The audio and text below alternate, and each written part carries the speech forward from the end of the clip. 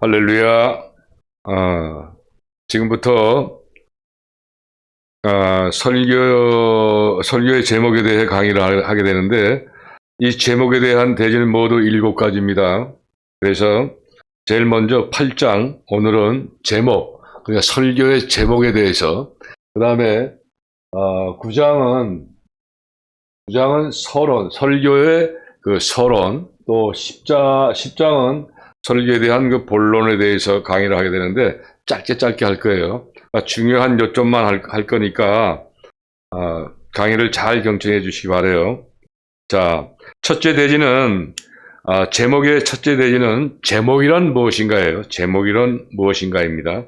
자, 그러면 이 제목은 본질에 있어서 설교 전체에 대한 가장 간단하고 분명한 진술이며 전체 논술을 구속하고 한계를 결정하는 것을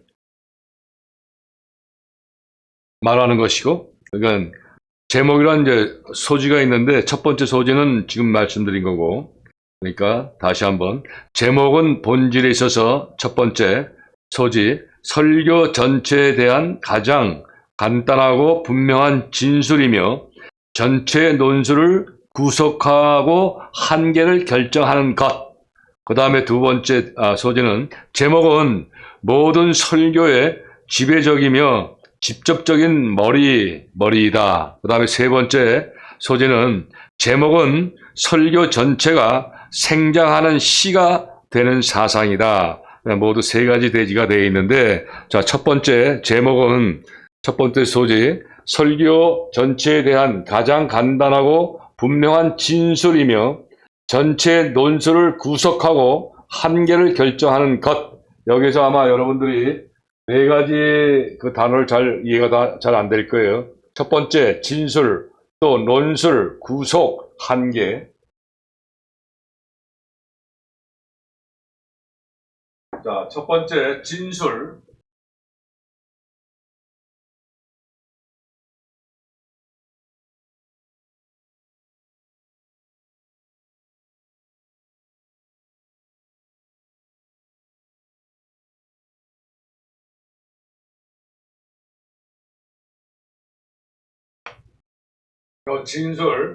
진술은 일이나 상황에 대하여 자세히 이야기하는 것을 말해요. 진술. 그 다음에 논술.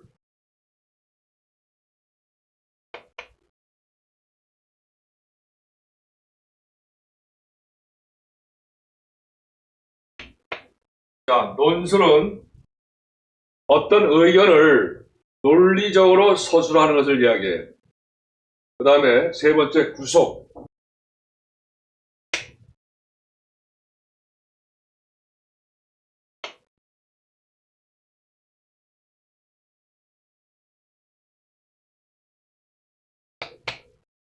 자, 구속은 행동이나 의사의 자유를 제한하거나 속박하는 것을 이야기해요.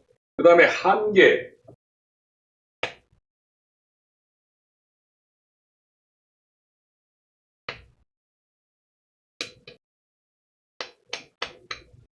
자, 한계는 사물이나 능력, 책임 따위가 실제 적용할 수 있는 범위를 이야기해요. 그 다음에 두 번째 제목은 모든 설교의 지배적이며 직접적인 머리다. 중요한 얘기죠. 그 다음에 세 번째 소지는 제목은 설교 전체가 생장하는 시가 되는 사상이다. 여기서 생장.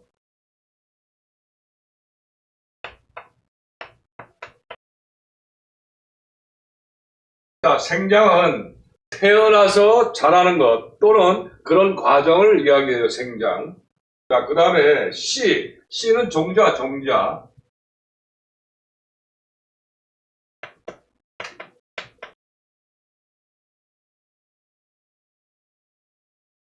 자, 씨 종자는 그 씨가 예를 들어 사과가 있고 또 무슨 사과 씨가 있고 복숭아 씨가 있고 다 틀리듯이 종자를 이야기하는 거예요. 그 다음에 사상, 마지막 사상.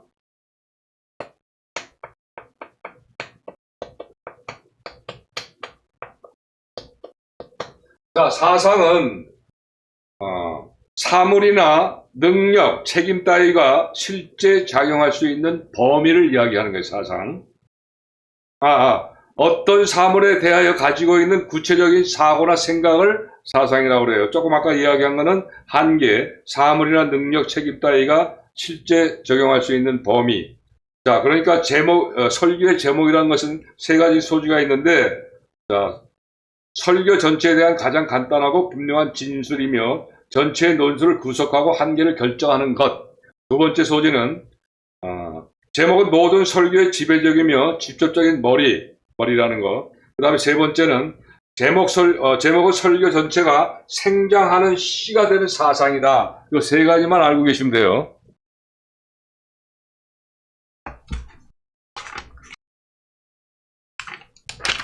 자, 두 번째 대지도 세 가지 소지가 있는데 제목의 언어적 표현을 이야기해요.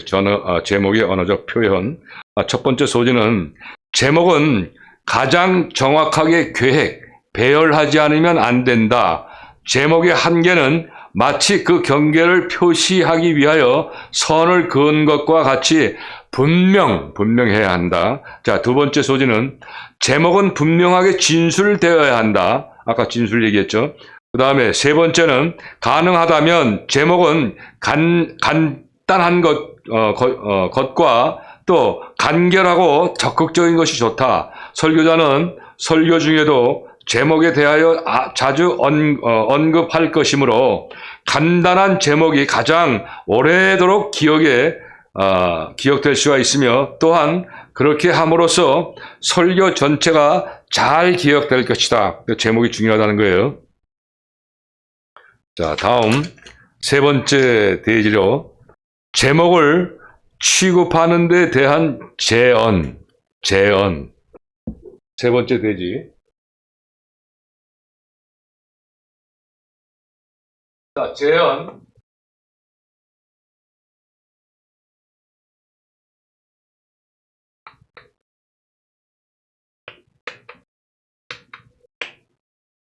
제목을 취급하는 데 대한 제언. 제언은 의견이나 생각을 내놓은 것을 이야기해요.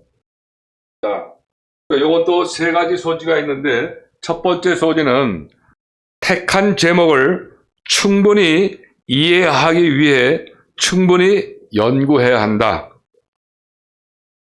두 번째, 청중이 이해할 수 있고 그들의 생활에 접촉되는 제목이 되어야 한다. 또 세 번째, 어느 확실한 목적을 달성하기 위하여 제목을 선택해야 한다. 그 다음에 네 번째, 선택한 제목은 택하지 말아야 한다. 천박한 제목, 선택이 아니라 천박.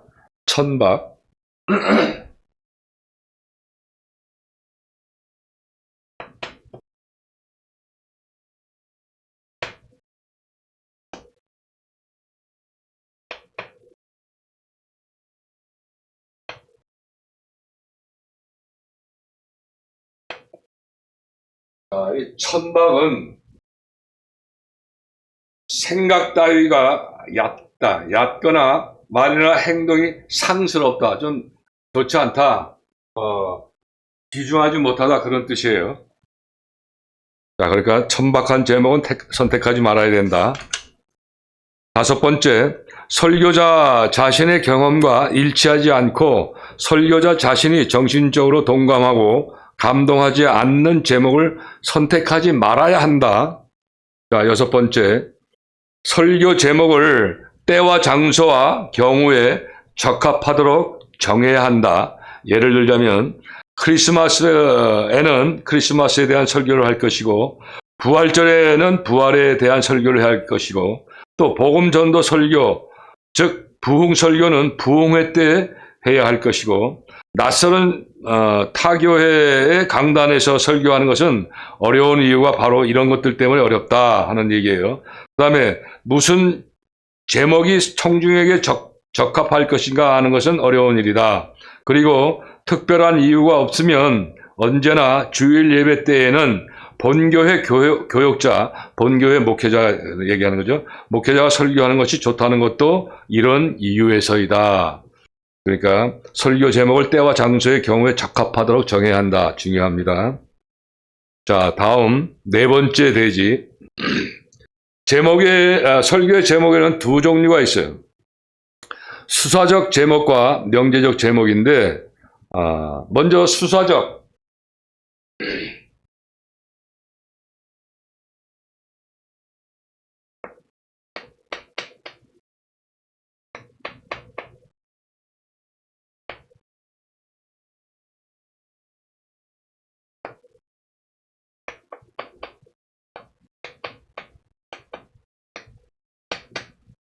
수사적과 명제적.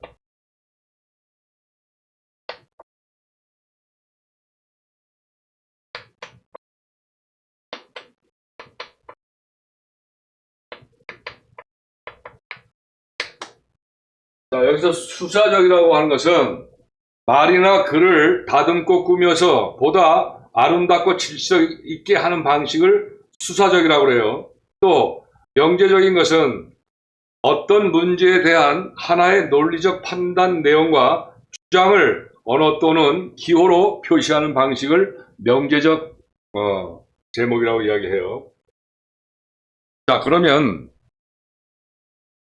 먼저 수사적 형식의 제목은 긍정적이거나 부정적이 아닌 제목이다. 예를 들면 겸손, 경건의 유익, 계시의 주장, 인간의 죄 많은 성격 등과 같은 것이죠. 자, 두 번째, 명제적 제목은 세 부분을 내포하고 있다. 즉, 주어, 동사, 목적어를 가지고 있으며 이 낱말들은 한 단정이거나 부정을 표현한다. 예를 들면 경건은 경제적으로 유익하다. 하나님은 회개하지 않는 죄인을 용서하시지 않는다. 이런 거예요.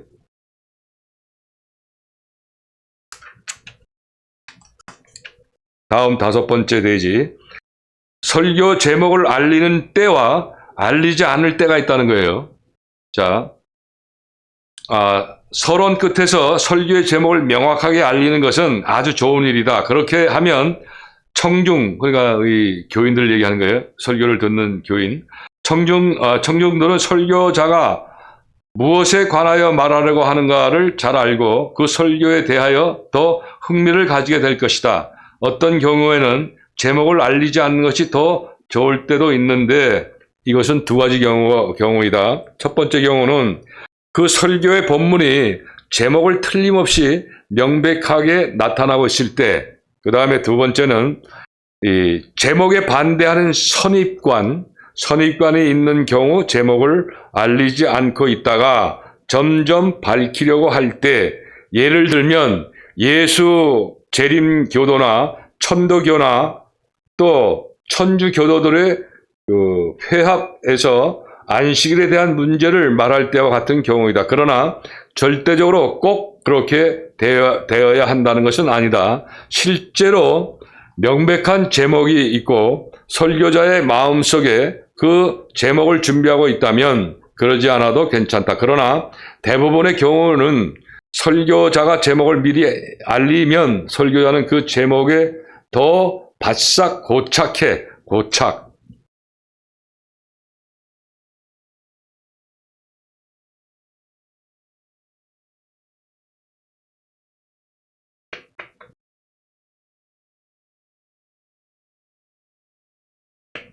이 교착은 어떤 상황이나 현상이 굳어져 변하지 않는 것을 이야기해요. 그 다음에 조금 아까 선입관은 그 명사로서 어떤 대상에 대하여 이미 마음속에 가지고 있는 고정적인 관념을 선입관이라고 얘기를 해요. 선입관. 먼저 선자를 쓰죠. 입을 쓰고 관.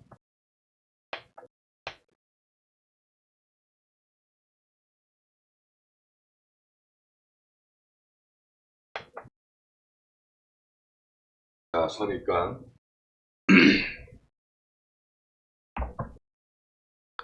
그래서 고착해야 할 것이다. 설교는 그 정한 제목만을 개발 또 전개하고 그 주목만을 성취하려고 전진해야만 능력 있는 설교가 되고 많은 효과를 가져올 것이다.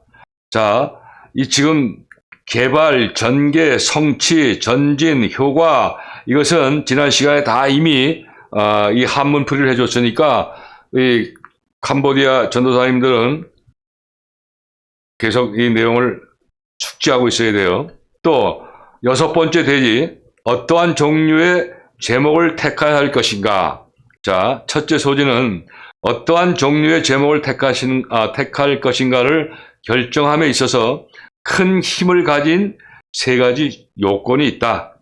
자, 첫 번째 요건은 설교자의 직분. 자, 설교자는 단순한 하나님 말씀의 전령이요, 증인. 자, 전령은 명령을 전하는 걸 얘기해요. 또 증인은 증거자를 얘기하는 거고, 증인이다. 설교자는 그가 전하는 말을 창작하는 것이 아니다. 설교자는 수납하는 자요. 수납은 받아서 넣어두는 걸 얘기하는 거예요. 그러니까 내 것이 아니고 받아서 넣어두는 거. 수납하는 자요. 이 수납하는 것을 최대의 성실성으로 전달하는 자이다. 전달하는 자지 내 것이 아니에요. 자, 두 번째, 설교자의 위임, 직권이라고도 하죠. 자, 그리스도께서 마태복음 28장 18절에서와 같이 너희는 온 천하에 다니며 만민에게 복음을 전파하라. 그 복음을 전하는 권한을 제자들에게 위임한 것을 말해요. 따라서 성경 말씀의 한계는 곧 제목의 범위의 한계이다.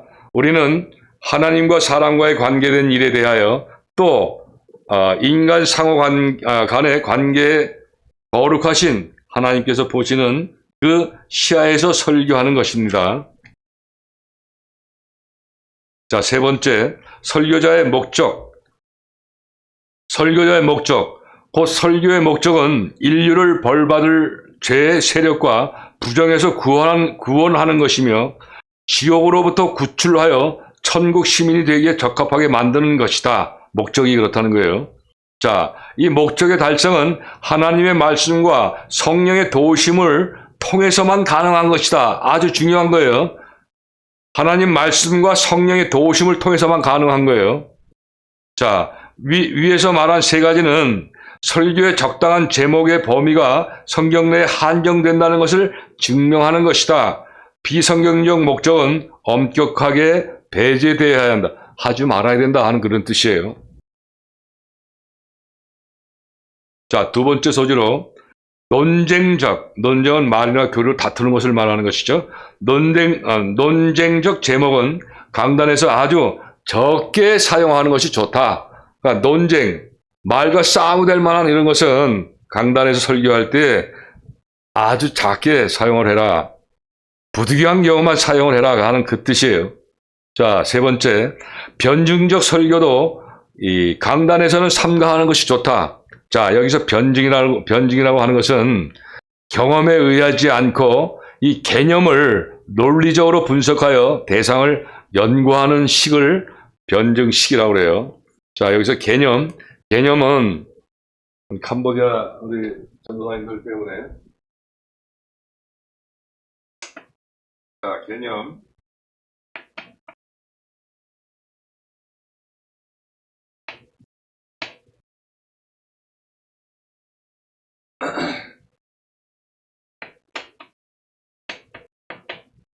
자, 이 개념은 어떤 사물이나 현상에 대한 일반적인 지식을 말하는 거예요, 개념. 자, 네 번째 소지는 제목에는 보통 2가지 형태가 있다. 즉, 구원적 제목과 양육적 제목. 그 다음에 전자는 뭐냐? 구원적 제목은 지옥으로부터 구원에 관한 것이요. 후자는 이제 양육적 제목을 얘기하는 거죠. 후자는 천국애로의 구원에 관한 것이다. 이 2가지 중 어느 한 가지라도 등하시해서는 안 된다. 소홀히 해서는 안 된다. 그런 뜻이에요. 즉, 구원의 시작은 믿음으로부터인 것과 구원의 과정은 행함임을 설교해야 된다 하는 그런 뜻이기도 해요. 자, 5번째, 더욱 주의 깊게 세밀히 구분을 하면 때때로 7가지 다른 종류의 제목으로 말할 수 있다. 즉, 교리적, 윤리적, 설화적, 전기적, 사회적, 정치적, 그리고 기독교인의 자선적 제목 등이 있는데, 자, 여기서 설화적이라고 하는 것은 있지 않는 일에 대하여 사실처럼 재미있게 말하는 형식을 설화적이라고 그래요. 그런 방식을. 또 이 기독교인의 자선적이라고 하는 것은 자기 스스로 자기의 작품을 골라 뽑아내는 방식을 자선적이라고 얘기하는 거예요.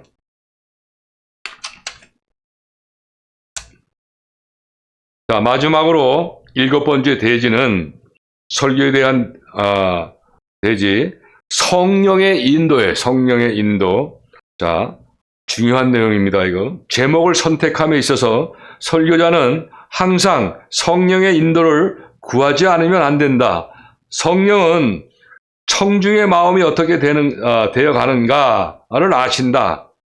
성령께서 아신다는 거예요, 마음을. 자, 설교자는 교인들의 마음을 이미 아신다는 그런 뜻이에요. 설교자는 설교하는 동안 성령께서 같이 역사하실 것을 기대해야 한다. 만일 설교자가 자신이 하는 설교가 능력을 가진 설교가 되기를 원한다면 그 설교를 준비하기 시작할 때부터 성령께서 함께 동역하여 주시기를 간절히 구하지 않으면 안 된다. 아주 중요한 내용입니다. 자, 여기서 가장 중요한 것인데, 이는 설교의 제목뿐만 아니라 서론, 본론, 또 결론이 모두 다 성령님의 인도함을 구해야 한다는 것이 가장 중요한 거예요.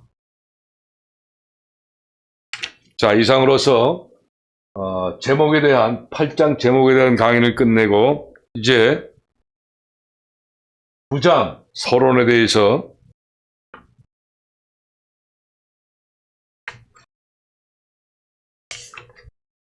강의를 합니다. 원래 이 설교학 책에 보게 되면 서론이 앞에 있고 제목이 9장으로 되어 있어요. 그래서 본 강의자는 이걸 바꾼 거예요, 순서를. 참고하시기 바라요. 자, 9장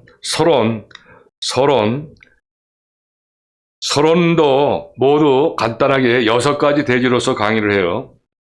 자, 제1대지는 서론의 목적입니다. 서론의 목적. 자, 서론이라고 하는 것은 말이나 글에서 본격적인 논의를 하기 위한 실마리가 되는 부분. 아주 중요하죠. 서론.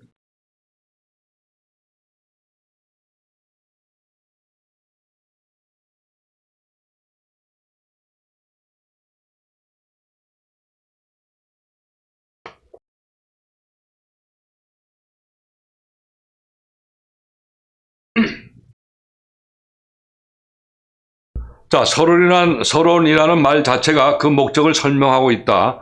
이 청중들은 논의하려는 그 사상애로 인도하여 들어가는 말이다. 이 사상 조금 아까 이야기했죠. 자, 서론은 청중들이 그 설교를 잘 듣고 유익을 얻도록 준비시키는 말이다. 설교로서 유익을 줄 수 있도록 하려면 먼저 청중에게 약간의 준비가 필요한데, 이 점에 있어서 청중을 제대로 다음과 같이 3 종류로 나눌 수가 있다. 자, 첫째, 설교자나 본문이나 혹은 제목에 반대하는 선입관을 가지기 쉬운 사람들. 자, 이런 사람들은 우선 선입관을 고정시켜야 되며, 다시 말하자면 화해가 되어야 한다. 그 설교에서 유익을 얻으려고 귀를 기울여 그래야 잘 들으려고 할 것이다. 2번째, 설교에 대하여 무관심한 사람, 그런 종류가 있어요. 그 설교자는 이러한 자들을 마음을 꽉 잡아 그 설교가 들을 만한 가치가 있다는 것이라는 것을 확신시키지 않으면 안 된다. 중요한 내용이에요. 자, 3번째, 설교의 중심의 문제에 대하여 아무런 지식도 가지지 못한 사람들이, 이런 사람들은 설교자는 이런 사람들에게 마음을 포착하여 자기가 가르치고자 하는 것을 이들이 배우려고 열중하도록 만들지 않으면 안 된다. 중요한 얘기죠.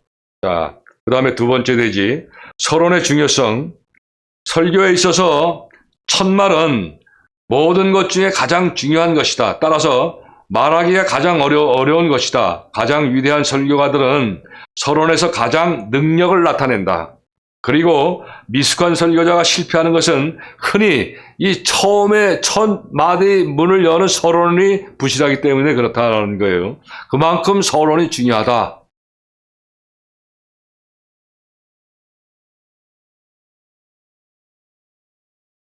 그렇지만 서론이 설교의 기본적인 요소나 부분은 아니다. 때로는 제목 자체가 설교의 서론이 될 수도 있다. 설교의 내용이 되는 문제의 성질 또는 주의를 요하는 본문과의 분명한 연결성, 또 그때의 환경, 또 교인들의 심리 상태, 지난번의 설교와의 연관성, 여하에 따라서 형식적인 서론이 불필요할 때도 있다는 것을 참고해라. 그런 뜻이에요. 자, 세 번째 대지, 서론의 재료. 재료라는 것은 물건을 만드는 데 들어가는 감 이런 걸 이야기하는 거죠. 자, 서론의 재료는 첫 번째 서론의 성격을 이야기해요. 자, 서론의 재료는 그 설교를 위한 예비만을 위하여 택하여야 한다. 서론의 재료는 그 설교의 본문으로 들어가기 쉽게 하고 자연스럽게 하며 그 설교 제목에 밀접하게 관련한 것이라야 한다. 그 재료들은 청중들의 무언의 의문과 질문에 대한 대답이 되는 것이라야 한다. 두 번째 소지, 재료의 원천, 출처를 이야기하는 거죠. 원천. 요거 5가지가 있는데, 설교 재료의 원천, 출처는 첫 번째, 가장 일반적이고 자연스러운 원천은 본문과 관련성이 있는 구절들이다. 본문을 명백하게 하려면 이 재료들을 해석하는 것이 필요할 때가 있다. 그러나 이런 재료들의 해석은 되도록 간단 명료해야 하며 재료를 해석할 때에 설교의 중심점을 미리 말하지 않도록 주의하지 않으면 안 된다.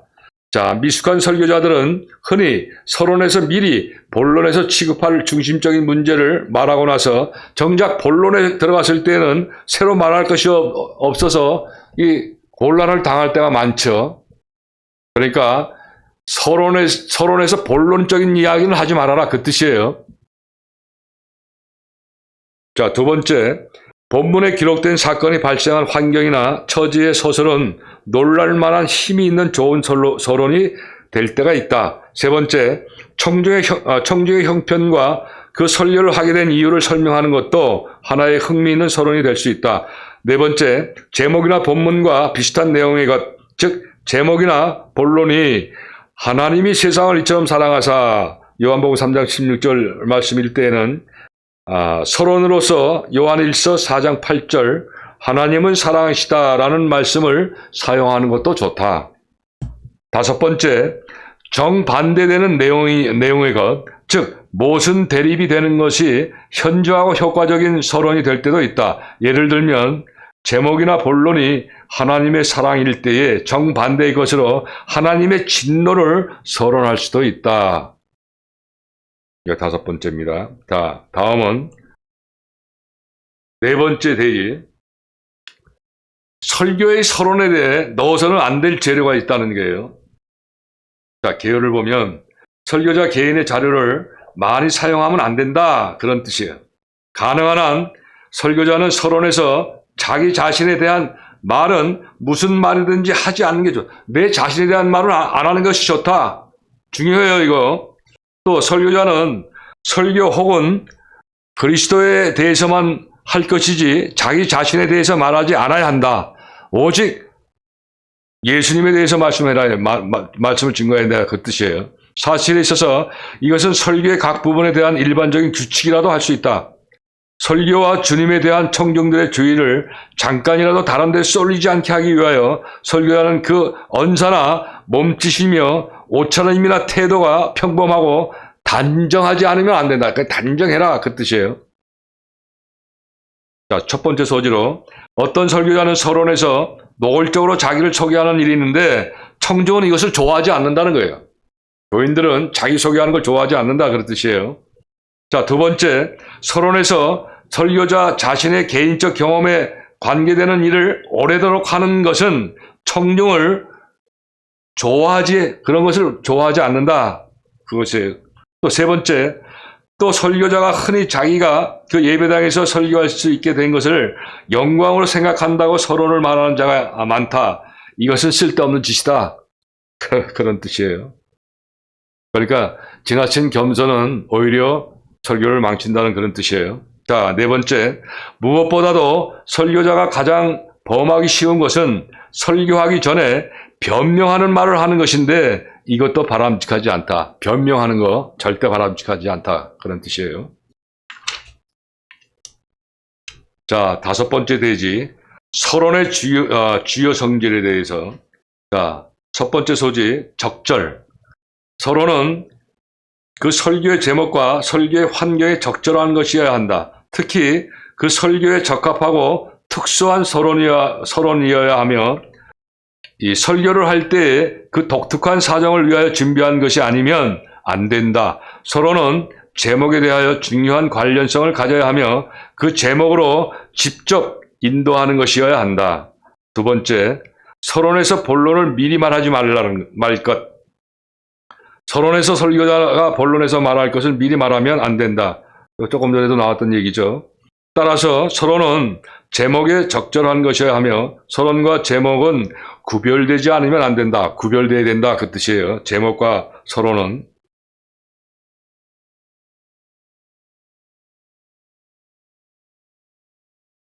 그리고 세 번째, 간단해야 한다. 서론은 간단해. 길면 안 된다. 그 뜻이에요. 그리고 즉 서론의 성질은 간단해야 한다는 얘기예요.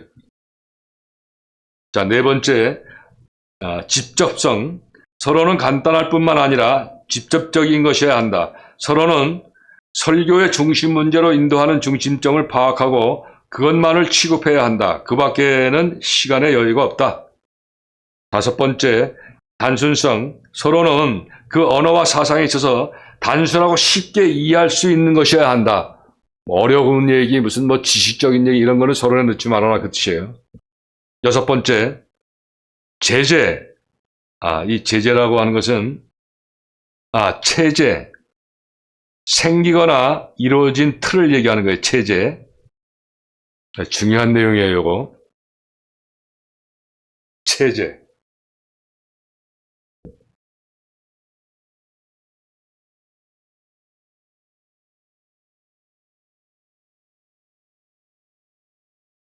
자, 이게 줄임말로 할게요, 그냥.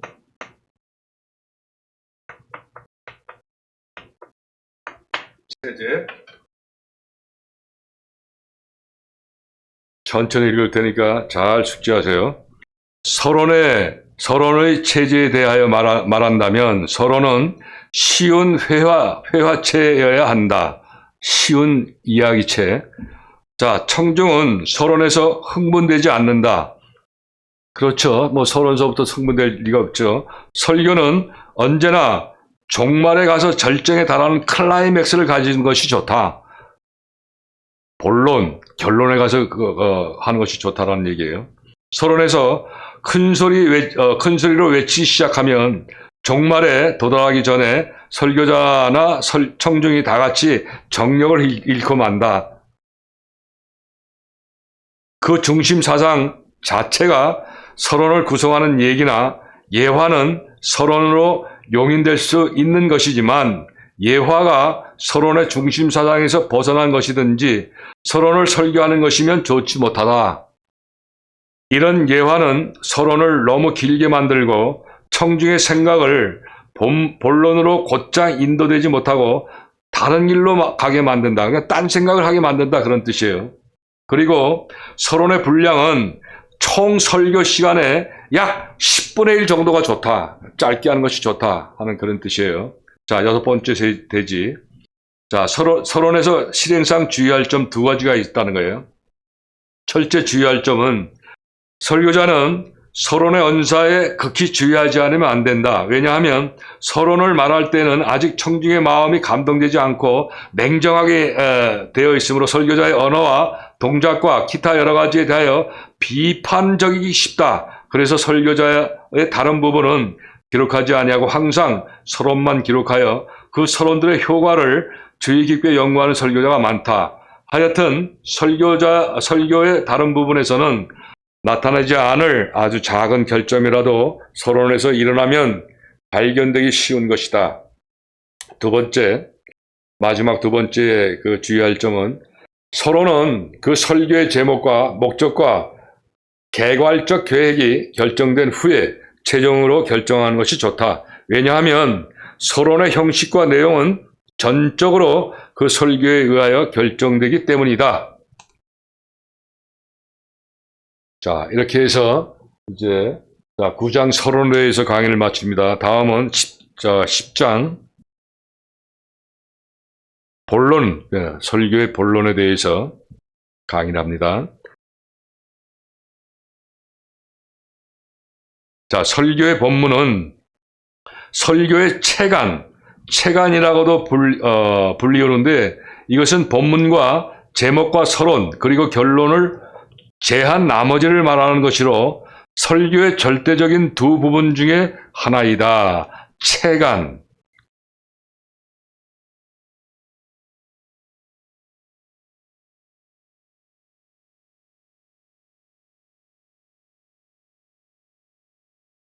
자, 이것도 약자로 써요.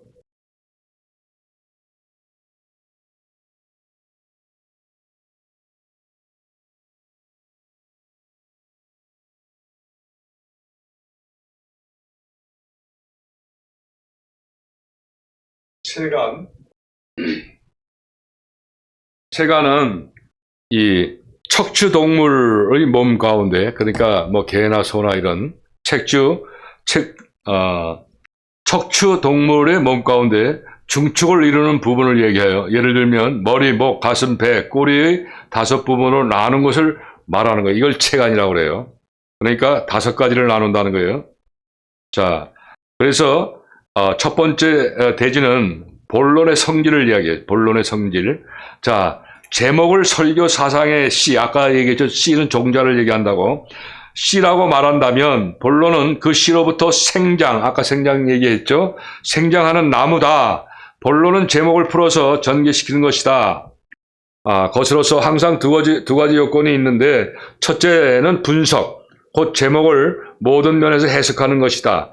둘째는 종합으로 곧 분석한 결과들을 모아 그 설교가 목표하는 바를 성취하는 방향으로 돌리는 것이 바로 본문의 성질이다 하는 말씀이에요. 그리고 제6장에서 설교는 금광석과 같은 형태를 가져야 한다고 말했지만 6장에서 우리 공부할 때 모든 설교는 광원, 렌즈 표현하면서 햇빛의 믿음에 대해서는 대지를 따라서 가는 그 말씀 한 적 있죠?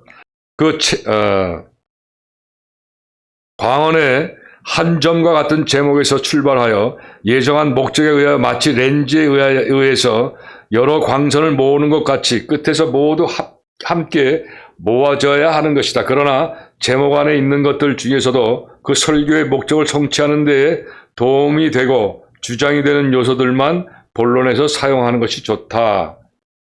자, 논의적이라고 하는 것은, 자, 두 번째, 이제 논의법의 종류가 있어, 설교, 본문에는.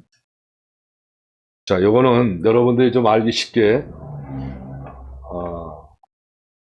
그림을 그릴게요.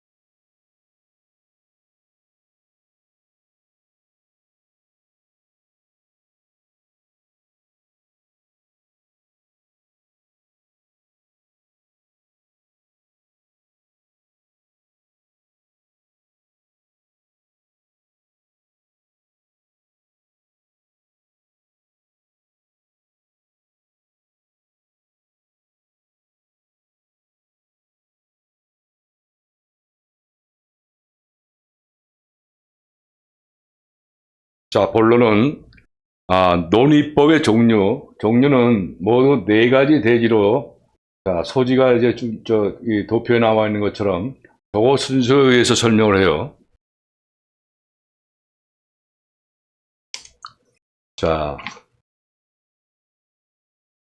논의법의 종류의 개요는 제목을 전개시키고 설교의 체간으로서 목적을 성취하는 데 사용되는 세 가지 일반적 논의 방법이 있는데, 설명적 방법과 그 다음에 관찰적 방법과 명제적 방법이 곧 그것이다. 그러니까 설명적 방법에는 이 방법은 제목을 알리고 교훈하고 다소 애매한 것을 명백하게 만들며 잘 이해되지 못한 문제들보다 분명하게 하는 방법이다. 이 방법에는 다음과 같은 것들이 포함되어 있다. 자, 설화. 먼저 8장 강의에서 설명을 했죠. 설화. 자, 이것은 사건을 그 전후의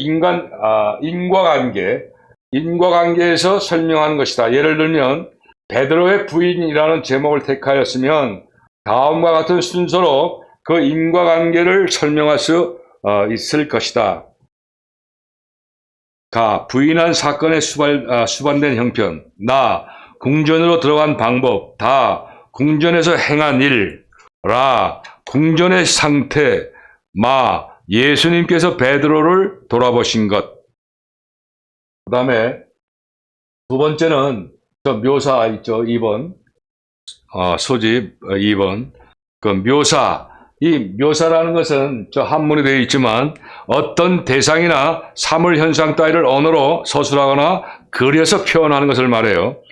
묘사 성격이나 속성이나 의미를 더욱 분명하게 이해시키기 위하여 생생하게 설명하는 것이다. 예를 들면 예레미야의 성격을 묘사하라고 할 때에 설교자는 예레미야의 모든 예언과 그에 대한 기록을 여기저기서 조금씩 읽고 그의 단편적인 행동과 말, 그가 당한 핍박 또는 그의 일생에 있어서의 행동의 동기 등을 서술하는 것이다. 자, 다음 세 번째 소지, 예증. 예증은 한문에도 써 있지만 어떤 사실에 대하여 실례를 들어 증명하는 것을 말해요. 자, 가령 예증법에 의하여 기독교인의 영웅적 행위를 제목으로 교훈하려고 한다면 그러한 영웅적 행위를 보여준 남자나 여자의 신뢰를 들어서 그것을 증명하는 것이다. 이 방법은 교리를 가리키는 데 이상적인 방법이다. 설교자가 성경 강목과 같은 성경을 분해한 책이나 교리문답 또는 신앙고백서 같은 몇 가지 참고서를 가지고 원수를 용납하라 라는 제목의 뼈대만 있는 설교의 윤곽을 만들어 놓는다면 그 설교의 뼈대들은 충돌하기가 쉽고 매우 몸이 건조하며 결국은 이 모든 일을 교회 밖으로 내쫓고 말 것이다. 그리고 설화, 묘사, 예증 이 세 가지를 설교에서 실제로 이용할 때는 서로 혼합하게 되는데 이 모든 것을 총괄하여 설명적 방법이라고 부른다. 자, 두 번째 소지, 관찰적 방법. 설교자는 자기가 택한 부분의 주위를 걸어다니며 현저히 눈에 띄는 점에 대하여 관찰하는 것이다. 그러므로 설교자는 제목을 엄격히 분석하여 거기서 나오는 각 부분을 부분적으로 논의하지 않고 특히 두드러져 보이는 점을 붙잡아 그것에 도덕적 의의를 부여하고 또 다른 현저히 눈에 띄는 점이 나타나면 이것을 붙잡아 도덕화하는 식으로 관찰해 나가는 것을 말한다. 자, 첫 번째, 이 형식의 본론에서 얻을 수 있는 유익한 점은 변화, 신선, 활발, 창작성을 설교자에게 일어나게 하는 것이다. 사람인마다 눈을 가지고 있으나 모든 사람이 동일한 사물을 보는 것은 아니다. 예를 들면 한 사람이 거리를 걸어가고 있을 때에 만일 양복을 만드는 자가 그 사람을 본다면 그 사람의 양복의 재단을 주의하여 보기 쉽고 또 어느 군인이 본다면 그 행인의 흥청거리는 어깨를 볼 것이다. 혹 시계 상인이라면 그 사람의 시계줄을 보는 것이 보통일 것이다. 두 번째, 이 형식의 본론에 있어서 위험한 점은 새로운 맛과 창작만을 추구하는 나머지 본문에 없는 것을 관찰하게 되도록 하는 것이다. 예를 들어 본문으로 사도행전 9장 4절에 사울아 사울아 내가 어찌하여 나를 핍박하느냐라는 말씀을 택했다면 제1관찰은 핍박하는 정신과 성질은 변화하지 않는 자, 즉 불신자의 일반적 성격이다. 제2관찰은 그리스도의 눈은 핍박하는 자를 위해 항상 주시하고 있다. 3번 관찰, 제3관찰은 그리스도의 백성에게 가한 해는 그리스도 자신을 해친 것이므로 그리스도는 간주하신다. 제4관찰, 예수님의 부르심은 특정한 개인적인 것이다. 즉 이상의 관찰 중에서 첫 번째 관찰의 타당성에 대해서는 반대도 있음직한 일이나 나머지 다른 관찰들은 다 정당하다.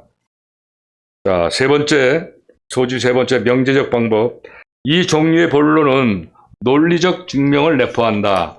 이 방법은 한 걸음씩 주장과 제의가 옳다는 것을 증명하고 성취하는 것을 목표로 하는 것이며 청중의 마음속에 확신이 깃들게 하거나 혹은 명석한 논증으로 이미 있는 확신을 더 확고하게 한다는 것을 목적으로 하는 방법이다. 그리고 이 형식의 본론에 있어서는 설교의 대지는 제목인 명제를 증거하는 데 필요한 계기적 증명들이다. 설교에 있어서 이 형식의 논증을 통제하는 규칙은 일일이 논의할 수는 없지만 일반 사회 논법에서 사용하는 것과 거의 같다. 자, 네 번째 소재는 이상에서 말한 것이 설교의 체간, 곧 본론을 형성하는 데 사용되는 논의의 세 가지 중요한 방법이다. 자, 세 번째 대지. 설교 본론의 대지를 이제 얘기하는데 저건 아니지. 저건 두 번째 대지고 세 번째 대지. 세 번째 대지는 모두 네 가지 대지로 되어 있어요. 첫 번째 대지는 사용의 목적, 두 번째는 윤곽의 필요성, 세 번째 대지는 대지의 숫자, 네 번째는 대소지의 작성의 규칙 이렇게 되어 있고 소지로서는 모두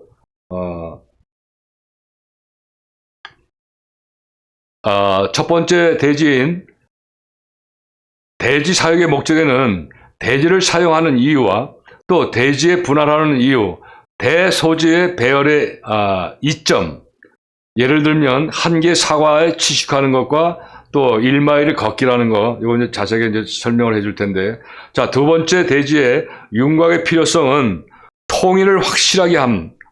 자, 6가지 소지로서 첫 번째 소지는 통일을 확실하게 하고, 제목 설명의 명료성과 세 번째 설교가 간단해진다. 네 번째 이해하기가 쉽다. 다섯 번째 전진을 협성한다. 여섯 번째 기억이 잘 되도록 한다. 대상은 설교자와 청중이다.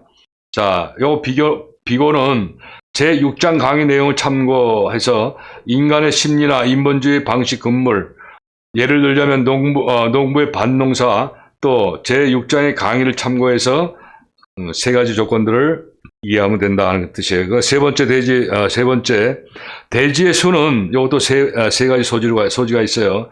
제목의 성질과 또 두 번째 소지는 대지의 수가 달라진다. 세 번째, 대지의 수가 감해진다. 가감이 있다 그런 뜻이에요. 두 가지 성질로 논증적 설교와 해석적 설교의 예가 있고 아까 사과 예를 참고했는데 이거 조금 더 설명해요. 자, 마지막 네 번째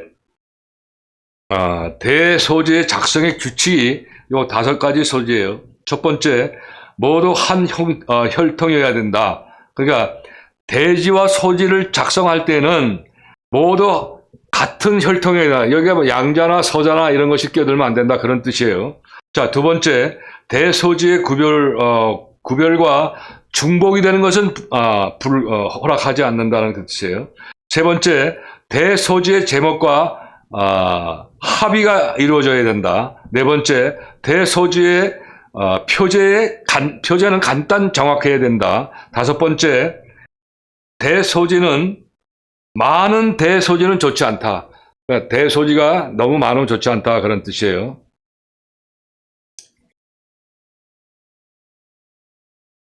자, 그러면 아까 사과 얘기가 나왔는데, 자, 대지를 사용하는 목적, 대지를 사용하는 이유 내지 목적은 예화를 들어 설명하는 것이 가장 좋을 것이다. 한 사람이 크고 단단한 사과를 먹으려고 할 때 그 사과를 한 입에 먹는 것은 불가능한 일이다. 사과의 겉부터 점점 먹어 들어가야 한다. 그러나 더 좋은 방법은 칼을 가지고 그 사과를 2조각으로 또는 3조각 또는 더 많은 조각으로 쪼개서 먹는 것이다. 제목을 통째로 단번에 던져주면 청중은 붙잡기도 곤란하고 이해하기도 곤란하나 그것을 여러 부분으로 나누어서 한 번에 한 부분씩을 주어 결국 다 주면 비록 작은 어린이라도 그것에 대하여 다 알 수가 있다. 여러 가지 이유로 보아서 대지로 나누는 것은 좋은 일이다. 대지 분할은 소박할 수밖에 없지만 어느 정도 이해할 수 있을 만큼은 분명해야 한다. 또 어떤 예는 어느 사람이 1마일 떨어진 2지점을 이미 알고 있다고 하더라도 표본을 세워 표지하지 않고 한 지점에서 다른 지점으로 완전히 직선으로 간다는 것은 거의 불가능한 일이다. 그렇지만 한 5m 간격을 두고 표본들을 세워놓으면 아주 쉽게 갈 수 있다.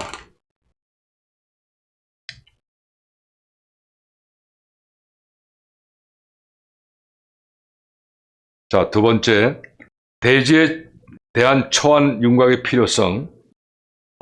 요건 간단하게 이야기할게요. 제일 소지는 통일을 확실하게 한다. 두 번째, 제목의 설명에 있어서 명료성을 가지게 한다.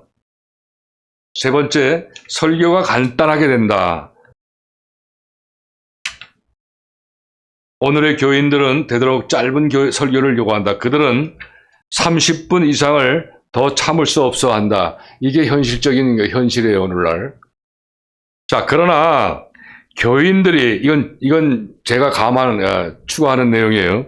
그러나 교인들의 요구대로 가면 안 되는 거예요. 설교를 30분만 한다. 이것은 안 되는 거예요. 왜냐하면 이것은 종교적인 행위예요. 또 인본주의적이기도 해요. 오늘 이 현실은 짧은 설교는 이거는 종교적이라는 거예요. 설교는 시간을 정해서는 안 되고 성령께서 주시는 그 감동에 따라서 설교를 해야 되는데 이 설교에 아까 우리 설교에서 배우는 그 제목과 서론과 본론과 본문 또 나중에 이제 강의를 하겠지만 결론까지 이제 강의가 되겠지만 그런 결론이 모두 다 성령에 의해서 시간에 제한받으면 안 된다. 그런 뜻이에요.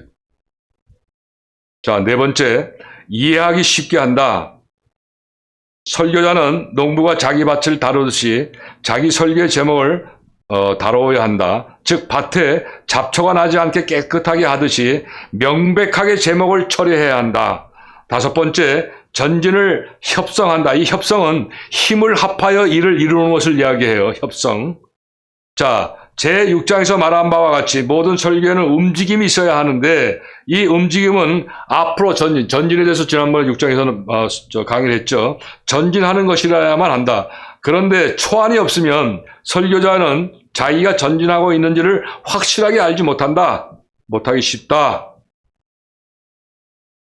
다음, 설교자나 청중에게 기억이 잘 되도록 해야 한다.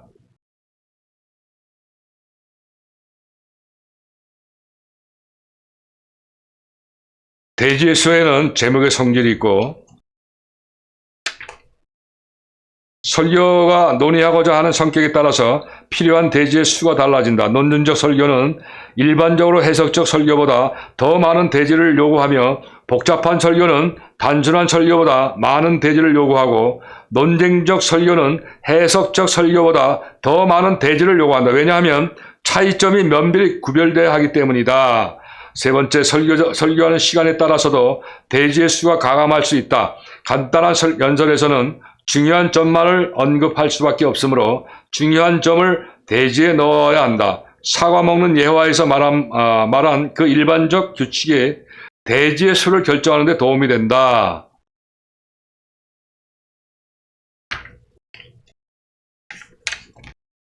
그 다음에 아까 대소재 작성에 대한 규칙은 그 한 혈통해야 한다는 거 마지막에. 그 다음에 대소지들은 상호 명백하게 구별이 돼야 한다. 또 중복이 돼서는 안 된다. 그런 얘기고. 예를 들자면 제1대지에서 말한 기초의 일부 혹은 전부를 제2대지로 옮겨갔을 때 설교자는 새로 말할 것이 아무것도 없어 청중을 잃어버리고 말 것이다. 그래서 설교는 전진해야만 하는 것이다. 세 번째, 대소지는 제목의 모든 것을 충분히 합의하는 것이 되지 않으면 안 된다. 자, 네 번째, 대소지의 표제들은 가능한 정확하고 간명하게 표현되어야 한다. 자, 다섯 번째, 지나치게 많은 대소지는 좋지 않다. 만일 대지가 4개 이상이 있으면 두세 개의 소지나 혹은 전연 소지가 없이 하는 편이 좋다. 만일 대지가 2 혹은 3밖에 없을 때에는 각 대지 밑에 서너 개의 소지를 가지는 것이 용납될 수가 없다. 라는 얘기인데, 자, 이렇게 해서 그냥 간단하게 중요한 부분만 오늘 강의를 했습니다. 자, 다음 시간은 여러분들은 이 강의자가 강의할 때에 자, 이게 말을 빨리 하거나 좀 쉽게 이해되지 못한 부분은 이 동영상으로 여기 계신 여러분들은 집에 가셔서 동영상을 보시고 다시 반복해서 들으시면서 이 오늘 중요한 설교의 제목과 서론과 또 본론 또 이제 다음 시간에 이제 11장으로서 결론을 강의합니다. 결론하고 그 이상 것을. 그러니까 잘 쉽게 알아듣지 못한 부분은 다시 반복해서 들으면서 내 것으로 만들기를 바라요. 자, 수고들 하셨습니다.